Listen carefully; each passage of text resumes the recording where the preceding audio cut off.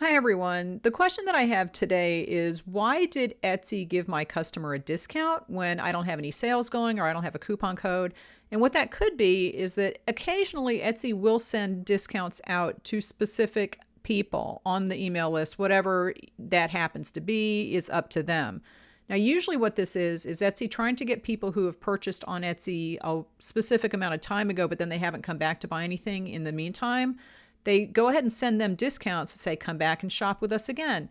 And they're trying to lure people back so that they can get those people reactivated as buyers. But those coupons are funded by Etsy, so they're not coming out of our shop sales. They will show up in the receipt, but they won't show up being taken out of the money that you receive. So let's say something costs $20 and Etsy gives them a 20% off discount. It'll show us a $4 discount in the receipt, like that'll be on the receipt part of the transaction, but that won't be taken out of your payments, so you will get the full $20.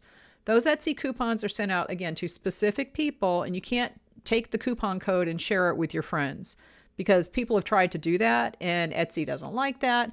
The reason that they send those out, like I said, is usually for a specific promotion or a specific thing that they're trying to accomplish of getting people to come back.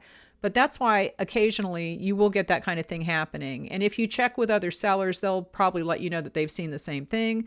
But if you go into your finances and look at your payment account, that discount will not be taken out of your money. You'll get the full amount. And Etsy is the one that funds those discounts. So leave me any questions and I will talk to you later.